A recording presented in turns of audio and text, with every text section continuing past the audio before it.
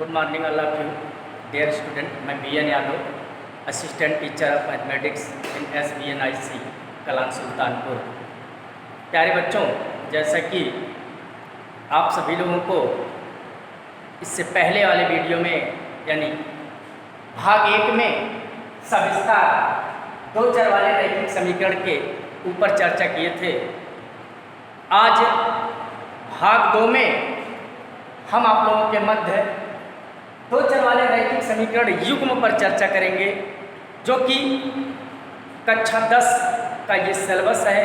यहीं से आपको कक्षा 10 में पढ़ना है, जबकि पिछली कक्षा में आपका था दो चर वाले रैखिक समीकरण, उसमें युग्म नहीं था। कक्षा 10 में पेयर्स के बारे में जानना होगा, जबकि पिछले वीडियो में हमने सविस्तार चर्चा किया था कि पेयर्स क्या होते हैं, इक्वेशंस क्या होते हैं, लीनियर क्या होता है, वेरिएबल क्या होते हैं, यानी चर, रैखिक समीकरण और युग्म पर सविस्तार चर्चा किया था। आज हम चर्चा करने जा रहे हैं कि दो चर वाले रैखिक समीकरण युग्म किसे कहते हैं। रैखिक समीकरण के दो ऐसे रैखिक समीकरण जो दो समान चरों में दिए गए हों, रैखिक समीकरण युग्म कहलाते हैं।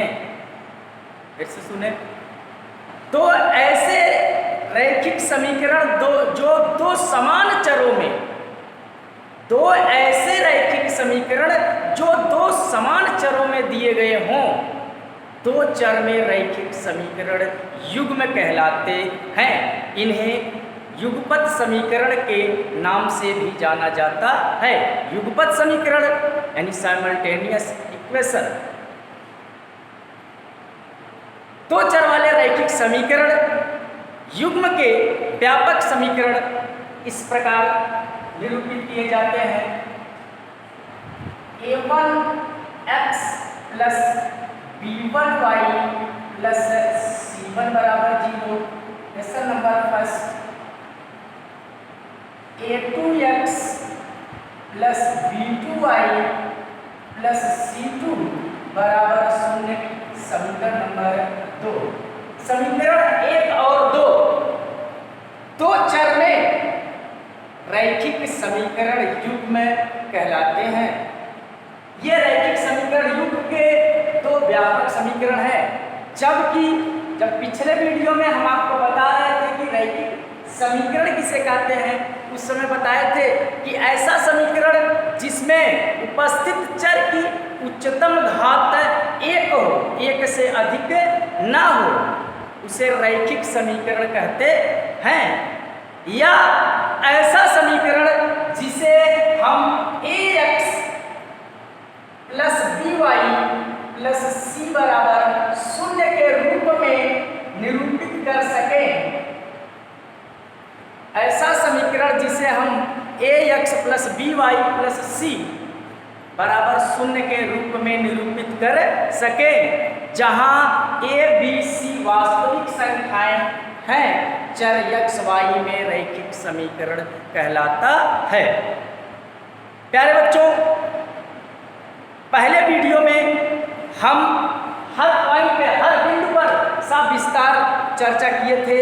आज हम इसी वीडियो को आगे बढ़ा रहे हैं। भाग 2 में आपको बताएंगे कि किन्हीं दो चर वाले दो रैखिक समीकरण दिए गए हों तो उनका हल कैसे ज्ञात करते हैं। तो आइए पढ़ेंगे कि दो चर वाले रैखिक समीकरण युग्म को हल करने की विधियां। उससे पहले जान लें कि किसी द्विचर वाले रैखिक समीकरण का हल क्या होता है। किसी दो चर वाले रैखिक समीकरण का हल,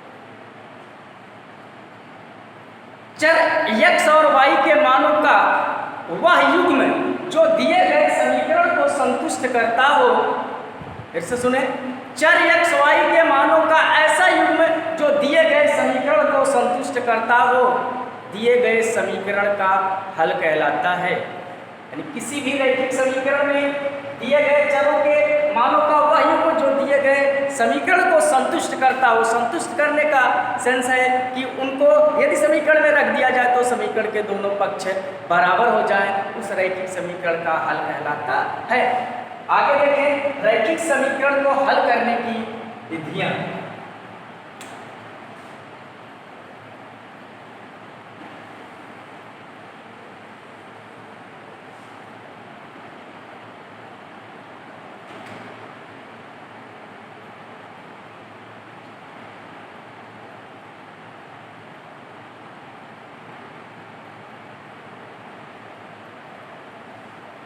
दो चरों वाले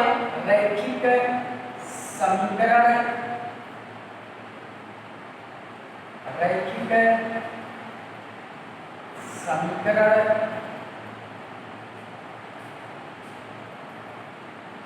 युग्म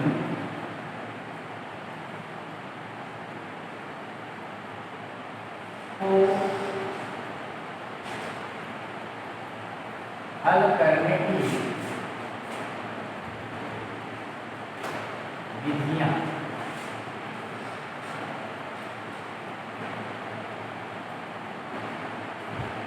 किसी दो चर वाले रैखिक समीकरण युग्म को हल करने की मुख्यतः दो विधियां होती हैं। नंबर 1 आलेखीय विधि,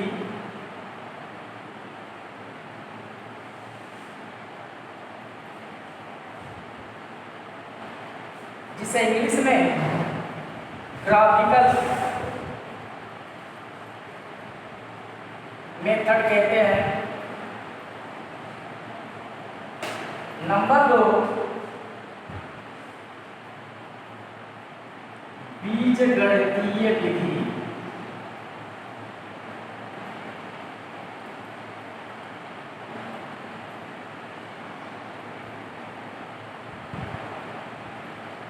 जिसे अलजेब्रिक मेथड, इंग्लिश में अलजेब्रिक मेथड कहते हैं। प्यारे बच्चों, ये इन्हीं दो चर वाले रैखिक समीकरण को हल करने की मुख्यतः दो विधियां हैं। नंबर 1 आलेखीय विधि, ग्राफिकल मेथड। नंबर 2 बीजगणितीय विधि, अलजेब्रिक मेथड। बीजगणितीय विधियों में भी 3 विधियां जिनके बारे में आपको जानना है, वह 3 विधियां इस प्रकार हैं। Number 1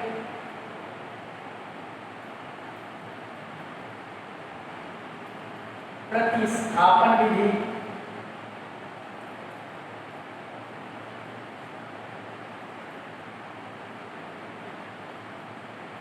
substitution method.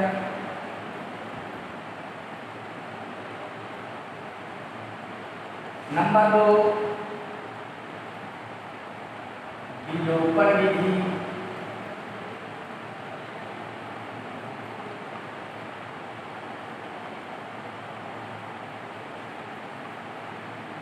Elimination method.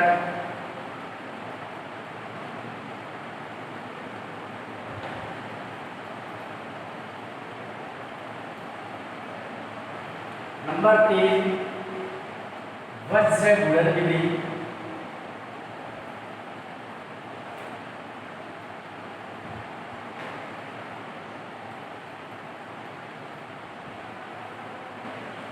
Cross multiplication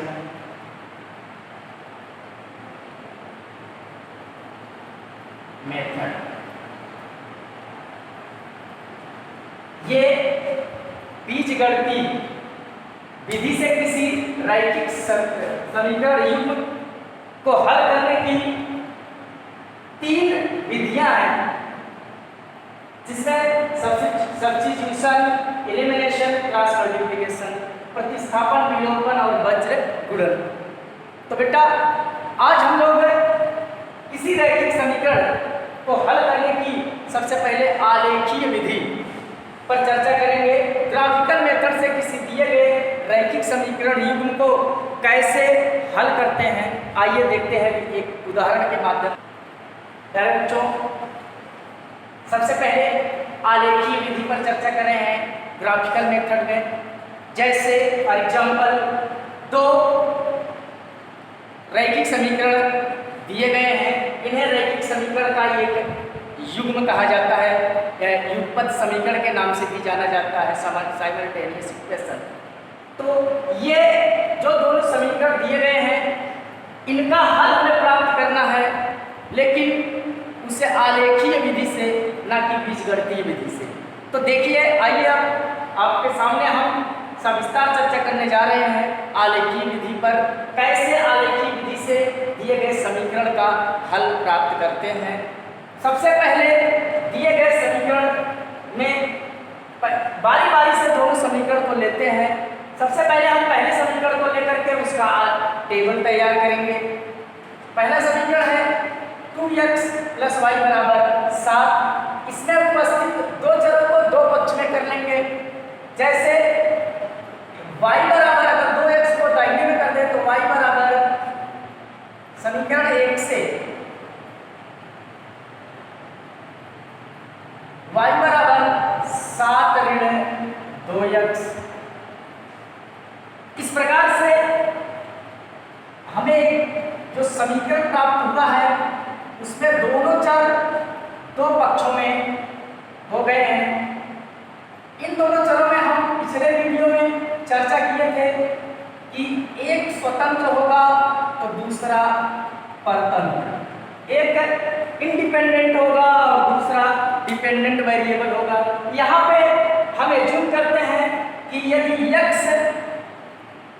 यह डिपेंडेंट वेरिएबल है तो y इंडिपेंडेंट। अगर यह हम x को स्वतंत्र चर मान लें तो y का मान x के मान पर निर्भर करेगा, यानी y परतंत्र चर होगा। x का मान हम अपने आप से स्वतंत्र है, आप अपने मन से रखते जाइए, उसके मान के अनुसार y का मान प्राप्त होता रहेगा। आइए टेबल तैयार करते हैं। यहाँ पे x और y, x का मान अपने आप से रखेंगे 0, 1, 2, 3, 4, 5। जैसे x बराबर, जब x बराबर 0 रखेंगे, जब x बराबर 0 तब y बराबर 7 - 2 × 0 = 7। यानी तब जाकर के जब x बराबर 0 रखें तो x वाले कॉलम में 0 लिख देंगे और तब y का मान 7 प्राप्त हुआ, यानी y बराबर 7। पुनः जब x का मान 1 ले लेंगे, x बराबर 1, तब y बराबर 7 - 2 × 1 = 5। यानी जब x बराबर 1 तब y बराबर 5। पुनः x का मान बदलते रहेंगे। जब x बराबर 2 तब y बराबर 7 - 2 × 2 = 7 - 4 = 3। जब x बराबर हम 2 लेंगे तो x वाले कॉलम में 2 लिखेंगे और y का मान तब मिला 3। इसी प्रकार से आगे बढ़ाएंगे। जब x बराबर 3, यहाँ 3 रख देंगे, तब y बराबर 2 × 3, 7 × 2 × 3 = 7 × 6 = 1। यानी जब x बराबर 3 तो y बराबर 1। आगे भी आप और मान ले सकते हैं। आप कम से कम 2 या 3 मान जरूर निकालेंगे, तभी आप इसका ग्राफ खींच पाएंगे। अदरवाइज आप एक मान से कुछ भी निर्धारित नहीं कर सकते हैं। चलिए x बराबर, x का कोई एक अदर मान लेते हैं, x बराबर 4। जब x बराबर 4 तब इस समीकरण से y बराबर 7 - 2 × 4, यानी 7 - 8 = 1। जब x बराबर 4 तो y बराबर ऋण। इसी प्रकार से समीकरण नंबर 2 का भी टेबल तैयार कर लें। इसके बाद प्राप्त टेबल, जब टेबल दोनों प्राप्त हो जाएंगे तो फिर हम इसका ग्राफ प्लॉट करेंगे। आइए समीकरण 2 से पुनः समीकरण 2 से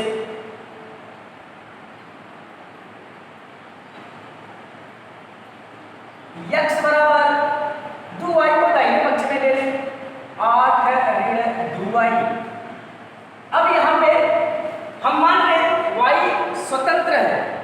अगर y को स्वतंत्र, जबकि इससे पहले वाले में x को माने थे, तो आपके मन में विचार आया होगा कि क्यों ना y को स्वतंत्र ले लें। चलिए इसमें हम y को स्वतंत्र मान लेते हैं, तो y के अनुसार x का मान मिलेगा, यानी परतंत्र चर x होगा। तो यहाँ से इसका टेबल तैयार करेंगे। आइए देखते हैं इसका टेबल कैसे तैयार होगा। यहाँ पर हम उसी प्रकार से जैसे आप पहला टेबल तैयार किए हैं, उसी प्रकार से हम लोग इसमें चर y के मान, क्योंकि y आपका इंडिपेंडेंट है, स्वतंत्र है, y का मान अपने मन से चूज करेंगे, चुनेंगे और उसके अनुसार x का मान मिलता रहेगा। जैसे यदि y बराबर 0 ले लें, y बराबर 0, जब y बराबर 0 तब देखें यहाँ पे समीकरण 2 से x बराबर 8 ऋण 2 0 बराबर 8, यानी जब y बराबर 0 तो y वाले कॉलम में 0 लिखेंगे, तब जाकर के x का मान मिला है 8। इसी प्रकार से y का मान बदलते रहेंगे। जब y बराबर 1 तब x बराबर 6, जब y बराबर 1, y वाले कॉलम में 1 लिखेंगे, x वाले में क्या मिला है 6। y का मान फिर से चेंज करेंगे, y बराबर 2 ले लेंगे, तब x बराबर 8 ऋण 2 2, यानी 8 ऋण 4 बराबर 4। जब y बराबर 2 तब x बराबर 4। पुनः जब y बराबर 3 लेंगे, 3 लेकर के देखिए 3 रखेंगे यहाँ पे, तो x बराबर 8 ऋण 2 3, यानी 8 ऋण 6 बराबर 2। जब y बराबर 3 लिए तो x बराबर 2। पुनः y बराबर 4 रख दें, अब x बराबर 8 ऋण 2 4 बराबर 8 ऋण 8 बराबर 0। जब y बराबर 4 रखें तो x बराबर 0। ऐसे आप आगे भी ले सकते हैं।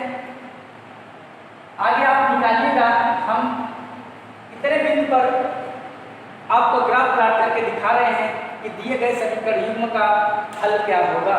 आइए ग्राफ प्लॉट करने जा रहे हैं, आप ध्यान दीजिएगा थोड़ा सा प्यारे बच्चों। आइए दिए गए समीकरण युग्म का ग्राफ प्लॉट करने हम जा रहे हैं, थोड़ा ध्यान दीजिएगा। सबसे पहले समीकरण 1 का जो टेबल तैयार किए हैं उन बिंदुओं को ग्राफ पर चिन्हित करेंगे। सबसे पहला बिंदु जो हमको मिला है वह मिला है जब x अक्ष पर 0 तब y पर 7। जब x अक्ष पर, यह मूल बिंदु है, आप जानते हैं मूल बिंदु से दाहिने धन x अक्ष, बाएं ऋण x अक्ष, मूल बिंदु से ऊपर धन y अक्ष और मूल बिंदु से नीचे ऋण y अक्ष होता है।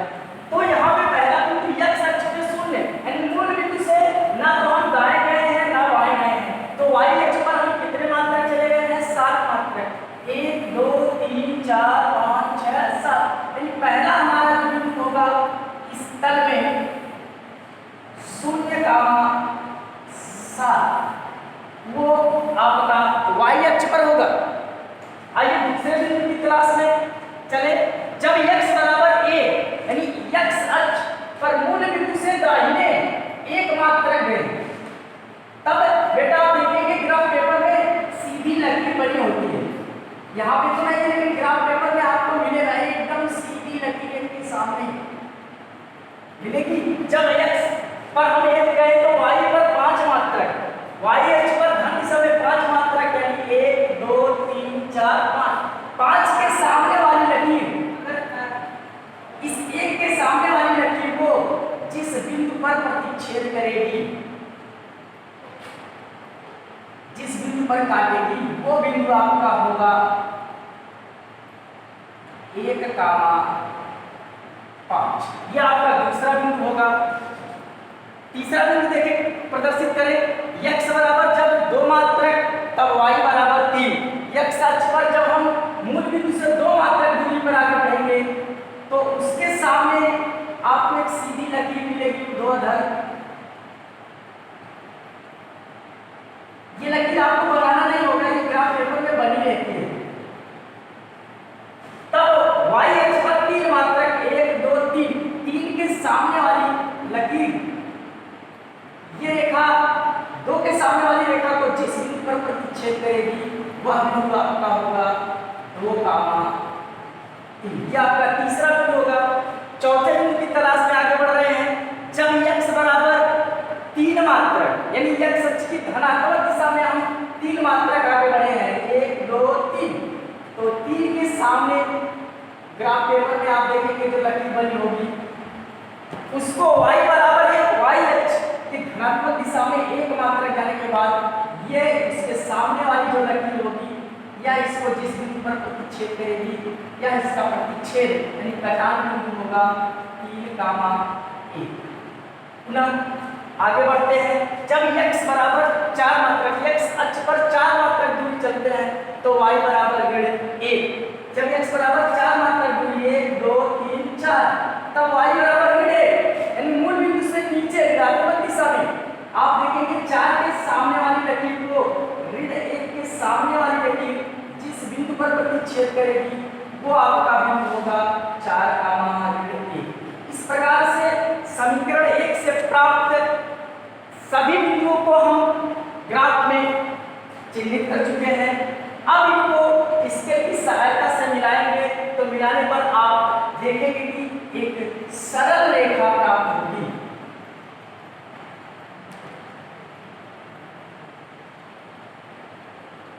एक सीधी सरल रेखा प्राप्त होगी, क्योंकि हम पहले वीडियो में और पहले लेक्चर में आपने बताए थे कि किसी भी रैखिक समीकरण का ग्राफ सदैव और सदैव एक ऋजु रेखा होती है, एक सरल रेखा होती है।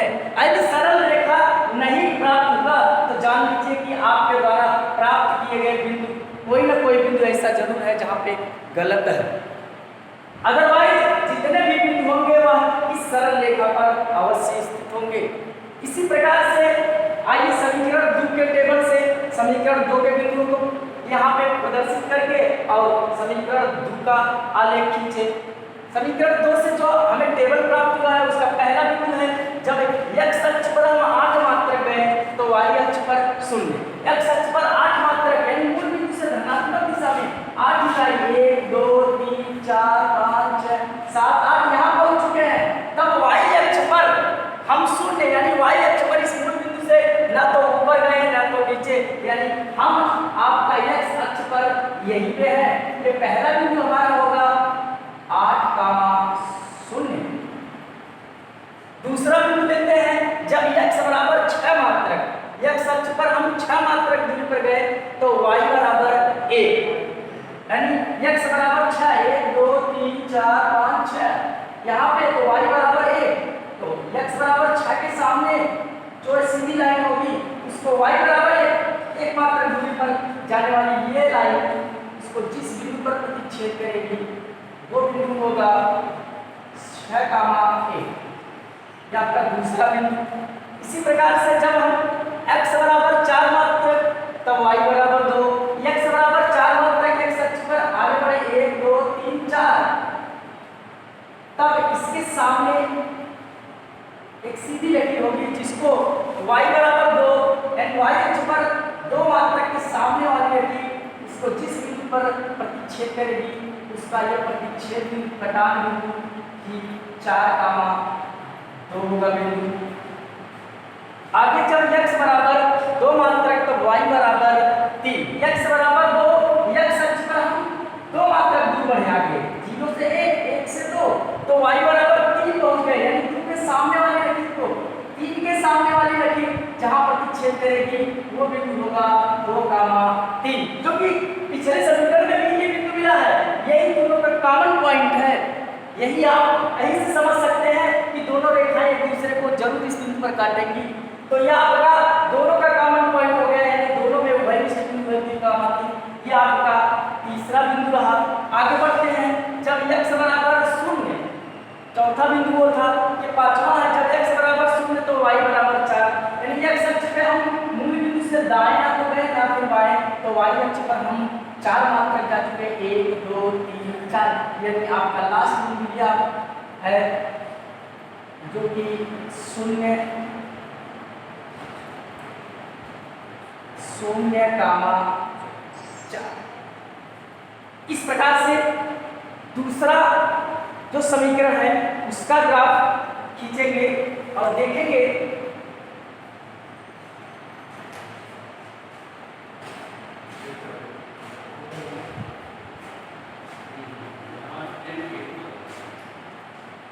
ये सेकंड का ग्राफ और ये फर्स्ट का। ये दोनों समीकरण के आलेखीय निरूपण है। दो सरल रेखाएं प्राप्त हुई हैं। अब कैसे आप पहचानेंगे कि इन दोनों समीकरण का हल कौन सा बिंदु है?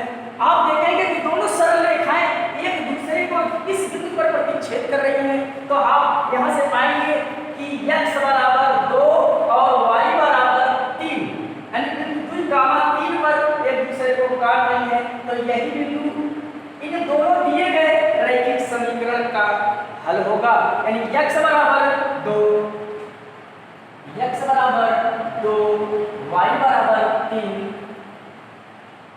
यानी यह आता चूंकि दोनों रेखाएं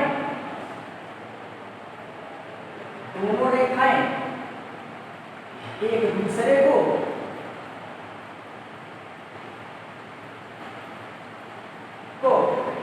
बिंदु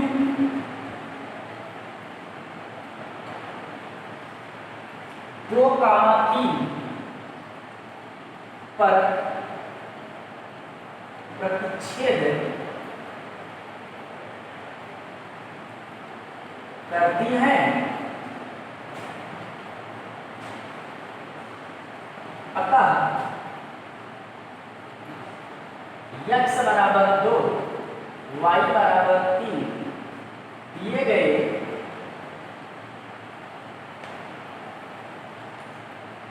रैखिक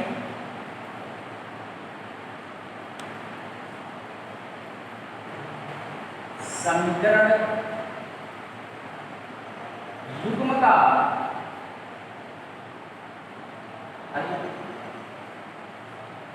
होगा।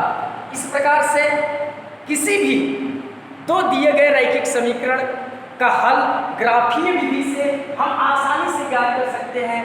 इस प्रकार से आपका एक सवाल यहाँ से पूर्ण होता है।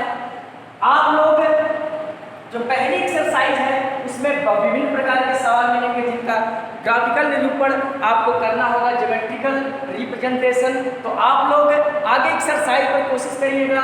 यदि कहीं भी वीडियो में कहीं भी कोई परेशानी हो तो आप कमेंट करके जरूर बताइएगा।